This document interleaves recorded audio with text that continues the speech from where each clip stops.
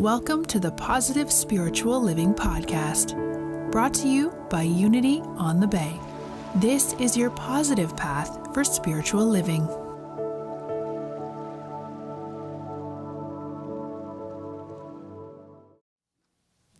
And so, as I mentioned before, the topic of tonight's talk is resting in peace. And this is actually one of the most powerful spiritual practices that you can do on your daily life. And I would like to, it can be used to help us regain our connection with our higher source. And I would like to illustrate that as the preparing of our consciousness, or the preparing of the ground, cleaning the ground, so that we can receive guidance and inspiration. If you look in Scripture, you often hear some parables that relate to the planting of seeds into specific grounds. Now, the ground represents the specific state of consciousness in which the seed is to be planted.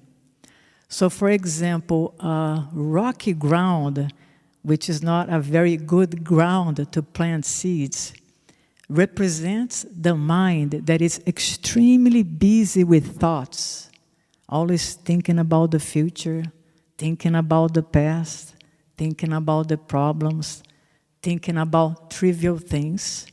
So this represents as a rocky ground.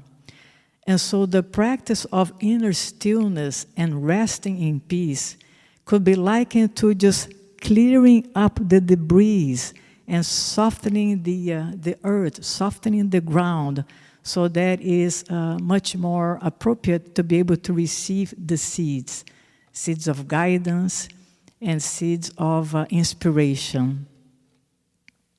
It's interesting that when you take a look at the life of Charles Fillmore, the co-founder here at Unity on the Bay, and also some other spiritual pioneers such as Joe Goldsmith, there was a time in their spiritual evolution that they decided that they were going to make a commitment to every day to make sure that they spend time in inner stillness, inner peace, and silence through the practice of meditation. In the case of Charles Fillmore, he was very business-like oriented, so he made a commitment that every day in a specific time, at the same time, he would just sit in silence in the chair. And actually, nothing really happened for quite some time, but he decided that he was going to continue with this practice anyway. And eventually, several months later, he began to receive guidance through his dreams, directing him into how to conduct his ministry. And he ended up having a very successful ministry.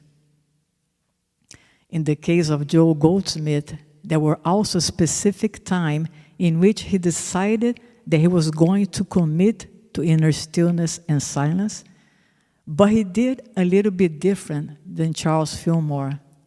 He decided that he was going to spend several times a day this very short 2 to 3 minute meditation. And he did that week after week, month after month.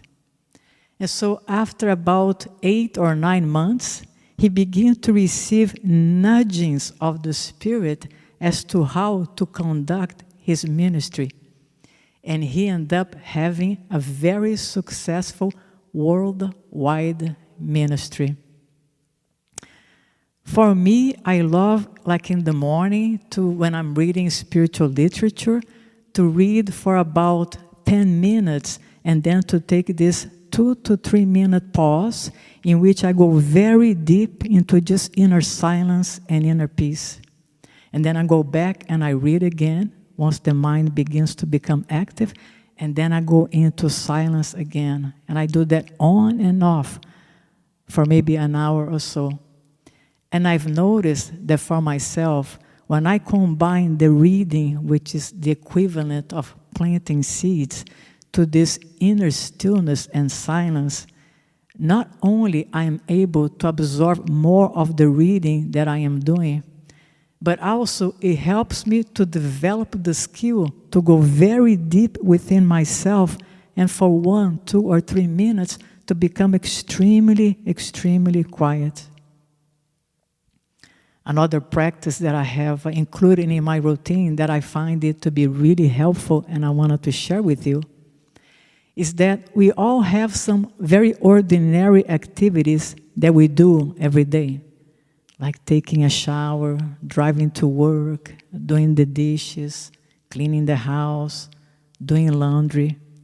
And instead of just doing them like we regularly do, we can begin to look at them as opportunities to do a spiritual practice, which means just to be fully present in the activity and allowing deep within ourselves to experience some inner stillness and inner peace.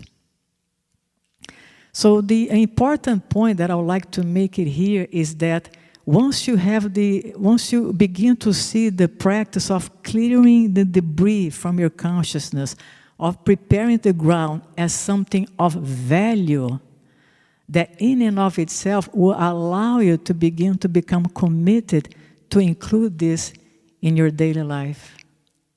One of the differences between those great spiritual pioneers that I just mentioned from the majority of people, it is that they have recognized the value of such a practice and they decided to become determined to do that on a regular basis. Once you begin to reestablish the link between you and your higher self, what happens is, instead of pushing your way forward to have a successful life, all of a sudden you will have the experience of something drawing you in to a successful life. So your life is not as much as a struggle, but you are pulling in to become successful. Not only that, but when you have the habit of resting in peace, of experiencing this inner stillness, you will notice that when you are faced with a trial or a tribulation, it will be much easier for you to go into that state of peace and quietness and relaxation and allow something within you to move you through the storm. Actually, I would like to give you an illustration here for you to see what is it like to be able to move through the storms of life unharmed and at the same time have something pull you in to successfully move through the situation. When you are in an automatic car wash and you park right in front of that tunnel, you are asked to put your car into neutral. And you're going to allow something underneath the car to start taking the car into that tunnel at the right speed and pausing at the right time. In other words, you don't have to do it, something else is doing it for you. When you enter that tunnel, you're going to notice that there's a lot of stuff going on around your car. Your car is being smacked left and right, there is foams and waters and noise, and your car is shaking. And yet, at the same time, you're feeling safe and secure, almost as if you are in this little bubble, which in that case is your car. So all kinds of things are going on all around you, and yet you know beyond any measure of a doubt that you're safe, that you're secure, and something else is pulling you all the way to the other end of the tunnel. Likewise, when we master the art of resting in peace, we can have a similar experience, meaning that when we are faced with a trial, we can experience this bubble of protection within ourselves, which allows us to receive the guidance that we need to move through the tribulation unharmed. So my invitation here for you tonight is this. Make the commitment to every day to take a vacation from your problems, a vacation from your future, from your concerns, from your worries, and like those spiritual pioneers, go into a quiet space within yourself again and again. The guidance that they have received to become successful in life is available to each one of us. It is our birthright. All we need to do is to prepare the soil so that we can receive that which is ours by divine rights. And so as we prepare ourselves to enter a period of meditation and quiet, I'm going to invite you to close your eyes and take a deep breath and just begin to bring your awareness to your body, to your breathing, as you allow yourself to experience this deep and profound relaxation. Not only all the muscles of your body now are getting relaxed, but all the cells of your body, as you prepare the ground of your consciousness to receive beauty, to receive guidance, and to receive inspiration. So just take another deep breath and let go of any worry, of any anxiety, as you allow yourself to experience inner peace right here and right now. We hope you enjoyed this episode of the Positive Spiritual Living Podcast, brought to you by Unity on the Bay, a spiritual community located in Miami, Florida. Unity on the Bay is supported by the generosity of its community. If you'd like to make a donation or learn more about Unity on the Bay, please visit unityonthebay.org.